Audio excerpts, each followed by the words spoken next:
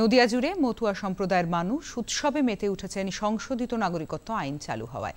এই উপলক্ষে কল্যাণীর কাছে পালপাড়ায় হরিণঘাটায় বিজেপি বিধায়ক অসীম সরকারের নেতৃত্বে বিশেষ অনুষ্ঠানের আয়োজন করা হয়। মোদী সরকারের জন্যই মতুয়া সহ উদ্বাস্তু জনগোষ্ঠী নতুন আশার আলো দেখছেন বলে বিধায়ক মন্তব্য করেন। মোদীজির নেতৃত্বে এবং অমিত শাহর নেতৃত্বে আজকে আমরা শুধু মতুয়া সম্প্রদায় না, উদ্বাস্তু বাঙালি সম্প্রদায় পূর্ব পাকিস্তান থেকে পশ্চিম পাকিস্তান থেকে দেশ ভাগের বলিদানে যে আমরা শিকার হয়েছি, অখণ্ড ভারতের থেকেও আমরা আজকে খণ্ডিত।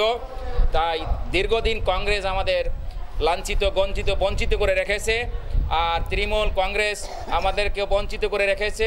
এই বঞ্চিত থেকে লাঞ্ছিত বঞ্চিত থেকে আমাদের মুক্তি দিলেন আমাদের মোদীজি এবং অমিত শাহজি। তার সঙ্গে আমাদের নেতৃত্ব দিয়েছেন শান্তনু ঠাকুর এবং অসীম সরকার। সেই নাগরিকত্ব আজকে লাগু হলো। আমাদের যখন শুনতে পারলাম মোদীদের মনে আনন্দ জাগলো। এই আনন্দ থেকে আমরা আজকে হরিনাম মহোৎসব অসীম বাবুর বাড়ি করতেছি। মোদীজি জয় হোক, মোদীজি জয় হোক, হরি বল। আজ আমার বিশ্বপ্রিয় মোদীজি এবং মাননীয় অমিত শাহজি, তারা যদিও সিএ লাগু করতে দেরি হয়েছে, 4-5 বছর হয়ে গেছে, গতকাল সেই সিএ লাগু হয়। এই সিএতে লেখা আছে 2014 সালের 31শে ডিসেম্বরের মধ্যে যারা এসেছে পালিয়ে আসুক আর পাসপোর্ট করে এসে থেকে যাক, আর কাউকে ইলিগাল মাইগ্রেন্ট তকমা কারো আর থাকবে না, সবাই নাগরিকত্ব পেয়ে যাবে। হরি বল।